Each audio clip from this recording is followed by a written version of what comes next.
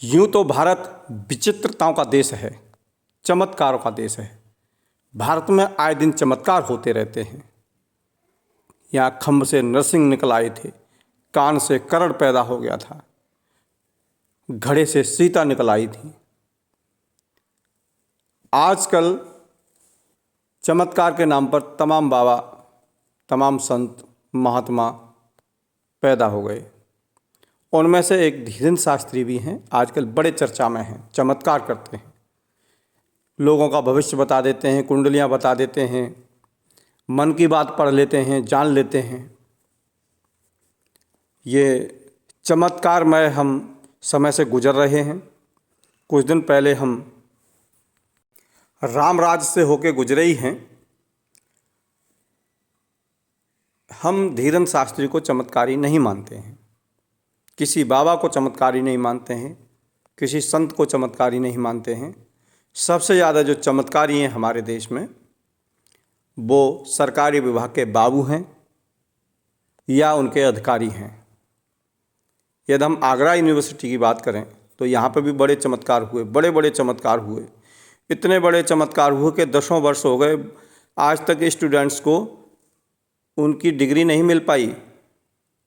Over as हो गए, माँ बाप का पैसा बर्बाद हो गया, लेकिन किसी बाबू के कान पर जूं रह गई हो, ये बहुत बड़ी बात होती है। कोई अधिकारी, कोई नेता नहीं बोला, कोई सामाजिक संगठन धरना प्रदर्शन के लिए नहीं आया कि इन बच्चों का भविष्य किस वजह से खराब किया जा रहा है। उसकी वजह साफ और स्पष्ट ये है कि कोई भी मंत्री, कोई भी नेता ये नहीं चाहता देश के बच्चे पढ़ें, पढ़ने के बाद में उनको रोज़गार की तलाश रहे या वो रोज़गार करें। जितने लोग ज़्यादा से ज़्यादा अनपढ़ होंगे, सरकार का भला होगा। उनके झंडे बैनर उठाने के काम में आएंगे, सवाल नहीं करेंगे, रोज़गार नहीं मांगेंगे, पकौड़े तल सकते हैं। तमाम रोज़गार हैं इस देश में, ये कोई प्रश्न है नहीं किसी के जहन में, और कोई इस प्रश्न को करना भी नहीं चाहता है। इन दिनों हम धर्म वाले एपिसोड से गुजर रहे हैं। धर्म की बाढ़ आई हुई है। कुछ समय बाद माध्यमिक शिक्षा परिषद उत्तर प्रदेश की बोर्ड परीक्षाएं हैं। ऐसी ऐसी जगह सेंटर बना दिए गए जहां मानक पूरे नहीं हो रहे, भैंसें बंध रही हैं, तबेले हैं, उनमें तक सेंटर बना दिए। ये अधिकारी, ये बाबू, राजनेता, समाजसेवी किस टाइप का चश्मा लगा के घूम रहे हैं इस देश में? क्यों इस देश को बर्बाद करने पर तुले हुए हैं? फिल्म आ गई, विवादित हो गई, तमाम संगठनों ने उस पर धरना प्रदर्शन कर दिया, उस फिल्म का खामखा प्रमोशन कर दिया, हीरो बना दिया उनको। जो शिक्षा का विषय है उस पर आज तक कोई भी सामाजिक संगठन निकल के नहीं आया, कोई पहल नहीं की। तमाम ऐसे मठाधीश बैठे हुए हैं जो कहते हैं हम समाज की और देश की रक्षा के लिए हैं, देश का भला चाहते हैं। ये किस टाइप का भला है? क्यों इस पर आज तक किसी की नज़र नहीं गई? क्यों किसी की बुद्धि में ये बात नहीं आई कि शिक्षा भी एक महत्वपूर्ण अंग है इस देश का? किसी भी देश को संबल देने के लिए, किसी भी देश को मजबूत करने के लिए शिक्षा व्यवस्था वहाँ की मजबूत होना बहुत ज़रूरी है। यदि हम चमत्कारों की ही बात करें तो आगरा विकास प्राधिकरण भी कम चमत्कारी नहीं है। तमाम बाबाओं के तेज खत्म हो जाते हैं आवास विकास में जाकर के, तमाम मठाधीश पानी मांग जाते हैं। यहाँ न किसी संत का, न किसी साधु का चमत्कार काम आता है। यहाँ चमत्कार काम आता है तो सिर्फ एडी के अधिकारियों का। चपरासी से लेकर बीसी तक इसी तकाड़ में रहते हैं कि आए दिन वो चमत्कार करते रहें। आगरा शहर में एक नहीं अनेकों सैकड़ों कॉलोनियाँ, मकान अवैध हैं, जूं तक नहीं रहेंगी। अभी हाल ही में एक घटना हुई, एक बच्ची दब के मर गई उसके अंदर। कहते हैं कार्रवाई होगी। कब होगी कार्रवाई? एक एक एरिया का बाबू अरबपति है, करोड़पति है, 60,000 की तनख्वाह पाने वाला करोड़पति कैसे हो सकता है? ये सिर्फ एडीए की ही बात नहीं है। आप किसी भी विकास से संबंध जो विभाग है उसमें जाके देख लो। एक वीडियो जिसकी तनख्वाह मात्र 60-70 हज़ार रुपये होती है, आज वो करोड़पति है। एक इंजीनियर जिसकी तनख्वाह 80-90 हज़ार लाख रुपए होगी, आज वो अरबपति है। तो देश को जितने भी तरीके से ये लोग लूट सकते हैं, लूटने में लगे हुए हैं। ये जो नकारेपन के शिकार हुए लोग हैं, इन्होंने पूरे देश को निकम्मा और नकारा ही कर दिया है। जो देश की शासन व्यवस्था है वो ऐसा लगता है कि शासन बंदरों के हाथ में चला गया। ये हेल्पलाइन नंबर है, ये खुद हेल्प मांगता रहता है। कभी भी कोई भी आप कंप्लेंट कर दो सेम हेल्पलाइन पे, समाधान नहीं होगा, उल्टे जवाब सवाल होंगे, महीनों वही चीज़ चलती रहेगी, कहीं कोई हेल्प नहीं मिल पाती है। देश को फुटबॉल बना दिया है। जिसके पैर तले आते हैं वही उसमें एक लात मारता है, वो दूसरी तरफ चली जाती है। यही चल रहा है और देश में ऐसा कुछ नहीं जिससे देश एक मजबूती की ओर बढ़े। लग रहा होगा लोगों को कि देश मजबूत हो रहा है, लेकिन नहीं, ये आवरण है जो हम देख रहे हैं। मजबूत तब मानते हम जब वहाँ की शिक्षा व्यवस्था मजबूत होती, स्वास्थ्य व्यवस्था मजबूत होती, रोजगार व्यवस्था मजबूत होती। जो किसी भी देश को मजबूत करने के लिए ये 3 चीज़ें बहुत ज़रूरी हैं, लेकिन यही सत्यानाश की ओर बढ़ गई।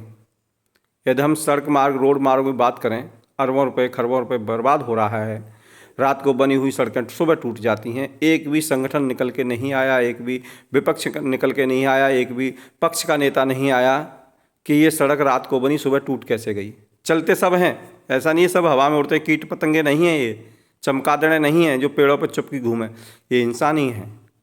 ये इंसान शरीर से हैं, शकल से हैं, आदतों से इनको इंसान नहीं कहा जा सकता है। ये इंसान होते तो इंसानियत इनके अंदर होती। ये एससी की कोई मंत्री हैं, इन्होंने कहा कि मैं भी शूद्र हूँ, लेकिन मुझे बीजेपी ने बहुत ऊपर उठा दिया, राष्ट्रपति को शूद्र को राष्ट्रपति बना दिया, एसटी को राष्ट्रपति बना दिया। बीजेपी बहुत अच्छा काम करती है, इनके हिसाब से कर सकती है, कोई बड़ी बात नहीं है। ये राजनीतिक दाव पेच हैं, चलते रहते हैं। अखिलेश ने कहा कि मैं शूद्र हूँ, उसी को लेकर इन्होंने कहा कि शूद्रों की बड़ी कदर है बीजेपी में। ये विडंबना है देश की। यदि बात करें हम एससी एसटी ओबीसी की, तो ये 85% करीब बैठ जाते हैं, बाकी 15% रहते हैं। तो ये 15% हम सदैव इन पर शासन करते रहते हैं, और इन्हें अगर कोई पद मिल भी जाता है एससी एसटी ओबीसी वालों को, तो ये एहसान सा मानते हैं कि जैसे इन पर कोई एहसान कर दिया हो। ये देश की विडंबना सदैव रही है। देश के साथ जो खिलवाड़ किया जा रहा है वो देश के लिए पीढ़ियों तक घातक रहेगा। आने वाली पीढ़ियां निश्चित रूप से हम सब पर थूकेंगी, सवाल जवाब करेंगी कि आप न्याय स्वार्थ में मूक बधिर क्यों बने रहे। इन दिनों शूद्र को लेकर के, रामचरितमानस को लेकर के बड़ी चर्चा है। अब हर आदमी कहने लगा कि मैं भी शूद्र हूँ। जैसे कुछ दिन पहले चला था मैं भी चौकीदार हूँ। चौकीदार की स्थिति देखिए, देश लुट रहा है, चौकीदार कुछ नहीं बोल रहा। चौकीदार को हम ड्यूटी से निकाल नहीं सकते, तो उसको टाइट तो कर ही सकते हैं, लेकिन नहीं, चौकीदार नहीं, हमने इष्ट चुन लिया। उसके विरोध में बोलना श्राप के समान है, श्राप लग जाएगा लोगों को। उत्तर प्रदेश के पूर्व मुख्यमंत्री अखिलेश यादव ने जब कहा कि मैं शूद्र हूँ, तो उस पर ये शूद्र दूसरी बोल बैठी कि शूद्रों की बड़ी कदर है बीजेपी में। क्या एहसान बीजेपी कर रही है? एससी एसटी ओबीसी से ही बीजेपी बनी है। कोई भी शासन अगर देश में है, किसी की भी सत्ता रही हो, तो वो एससी एसटी ओबीसी के बिना उसको सत्ता मिल ही नहीं सकती। तो कोई एहसान नहीं किया, और देश में सबका बराबर का अधिकार होना चाहिए, चाहे वो एससी हो, एसटी हो, ओबीसी या जनरल हो। वैसे तो इन चीज़ों को कहना ही नहीं चाहिए, इन धर्मों और जातियों में देश को नहीं बांटना चाहिए। यदि आपने बांट ही दिया है तो मैं आपको ये भी बता दूं कि इन्होंने कोई एहसान नहीं किया है। आपके ही जो बलबूते इनकी सरकारें बनती हैं, और फिर आपको ही तेजपात के पत्ते की तरह यूज करके, प्रयोग करके फेंक दिया जाता है। ये अखिलेश यादव जी हैं, कह रहे हैं मैं भी शूद्र हूँ। अब इनको तब ध्यान आया है जब इनका खुद का अपमान होने लगा। अब तक शूद्रों का अपमान हुआ, तमाम SC ST OBC वालों का अपमान हुआ, कभी नहीं बोले। काश ये जन्म पत्री खोल के देख लेते, इनकी नहीं होगी तो निश्चित रूप से हमारे जो श्रद्धेय पूर्व जो मुख्यमंत्री स्वर्गीय मुलायम सिंह यादव जी थे, इनके पिताजी, उनकी जन्म कुंडली जरूर होगी, जन्म पत्री जरूर होगी। और उस जन्म पत्री में साफ तौर पर लिखा होगा आगे शूद्र, उसी को बाँच लेते। तमाम ड्रामा करने की क्या जरूरत है? क्यों इसको प्रेस्टीज इशू बनाया जा रहा है? इसलिए बनाया जा रहा है कि अब चुनाव नज़दीक है, चुनाव के लिए कोई न कोई मुद्दा चाहिए। मुद्दों पर, इस तरह के जो मुद्दे होते हैं उन पर ही चुनाव लड़ सकते हैं लोग। शिक्षा, स्वास्थ्य और रोजगार के नाम पर कभी चुनाव नहीं इस देश के अंदर लड़े गए और ना ही वो जीते गए, क्योंकि जनता भी यहाँ की इसी टाइप के मुद्दों को पसंद करती है और वोट करती है।